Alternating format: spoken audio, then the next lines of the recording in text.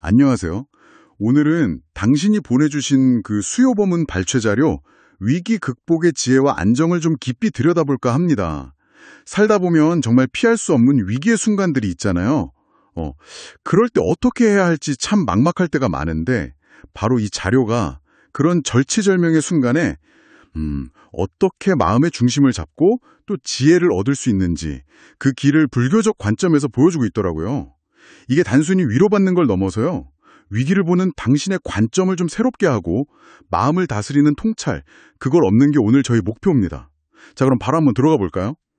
첫 번째로 딱 눈에 들어온 부분이요. 걱정이 막대도 그 위기 자체는 실체가 없다는 걸 알고 그 무거운 마음을 부처님께 그냥 온전히 바친다. 이런 마음을 내면 신기하게 마음이 먼저 안정된다는 거예요. 네, 맞아요. 근데 여기서 안정이라는 게요, 그냥 감정적으로 편안해진다, 그런 거 이상이라는 점이 중요해요. 자료에서도 나오지만 계속 불안한 상태는 출구가 안 보이는 거잖아요. 근데 마음이 차분히 가라앉으면서 안정을 찾으면 그게 바로 문제가 해결되고 있구나 하는 어떤 신호 같은 거라고 하더라고요. 그러니까 단순한 평온함이 아니라 해결의 가능성이 열리고 있다는 증거로 보는 거죠. 그리고 이제 이 안정 속에서 지혜가 확 떠오르거나 아니면 상황 자체가 이렇게 스르르 풀리는 힘이 생긴다, 이렇게 설명을 하고 있어요. 그 외에 헝클어진 실타래 풀 때 힘으로 막 당기면 더 엉키잖아요. 그것처럼 잠시 놓고 숨 고르는 시간이 필요한 거죠. 와, 그거 진짜 흥미로운 비유인데요. 말씀하신 것처럼 자료에서도 그 꿈속에서 어려운 문제 풀었던 과학자들 얘기 나오잖아요. 우리가 보통 생각하는 막 치열한 고민, 그거랑은 좀 다른 방식으로 해답이 올 수도 있다는 거죠.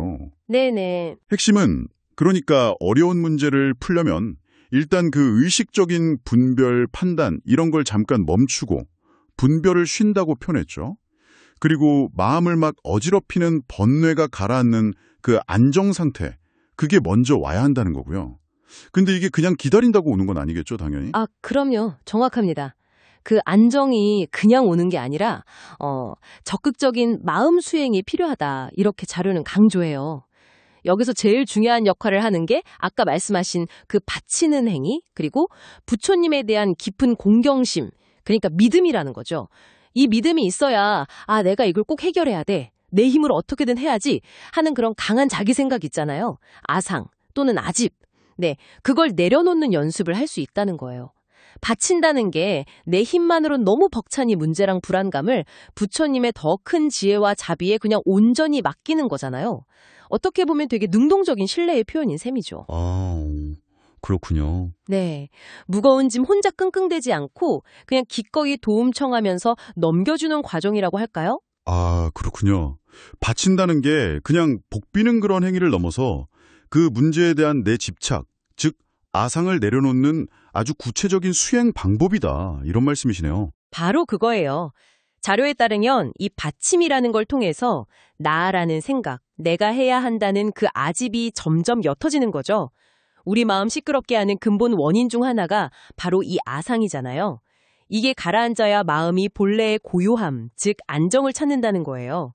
그리고 그 고요하고 안정된 마음 상태가 마치 맑게 갠 거울 같아서 문제의 본질을 딱 보거나 해결의 실마리를 발견하게 하는 그 지혜, 그게 나올 수 있는 바탕이 된다는 거죠.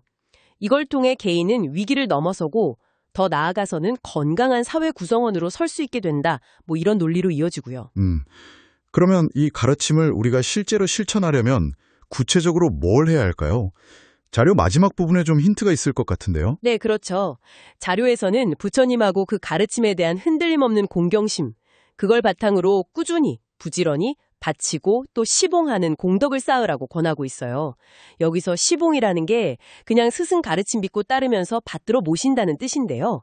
이게 그냥 수동적으로 따르는 게 아니라 가르침을 아주 적극적으로 배우고 실천하면서 그 은혜에 보답하려는 그런 제자의 자세를 말하는 거거든요.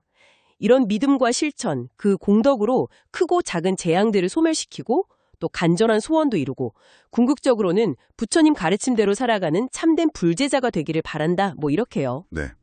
결국 개인의 마음 안정이 공동체 전체의 건강함으로 이렇게 확장될 수 있다, 이런 시각을 보여주는 거죠. 막 무작정 노력하기보다는 오히려 믿음, 그리고 바침이라는 수행, 또 아상을 내려놓는 노력을 통해서 먼저 마음의 깊은 안정을 찾는 게 중요하다. 이렇게 말하고 있어요. 그리고 바로 그 안정된 마음 상태가 예기치 않은 지혜나 문제 해결 능력으로 이어지는 열쇠가 된다는 거죠. 어떻게 보면 좀 역설적인데 깊이가 있는 불교적인 해법인 것 같습니다. 이 내용이 당신이 혹시 위기를 마주했을 때 좀 참고할 만한 하나의 관점이 되었으면 좋겠네요. 네. 마지막으로 당신이 한번 스스로에게 던져볼 만한 질문을 하나 남겨볼까 해요.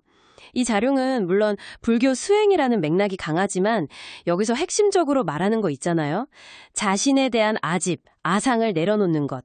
그러니까 문제랑 나를 잠깐 분리하고 내가 모든 걸 다 컨트롤해야 돼 하는 생각에서 한 발짝 물러서는 그런 태도요. 이게 꼭 종교적인 차원이 아니더라도 당신이 지금 겪고 있는 어떤 어려움이나 잘 안 풀리는 문제를 좀 다른 각도에서 보고 해결의 실마리를 찾는데 어떤 도움을 줄 수 있을까요? 이 질문에 대한 답을 한번 스스로 찾아보는 시간 가져보시는 것도 참 의미 있을 것 같습니다.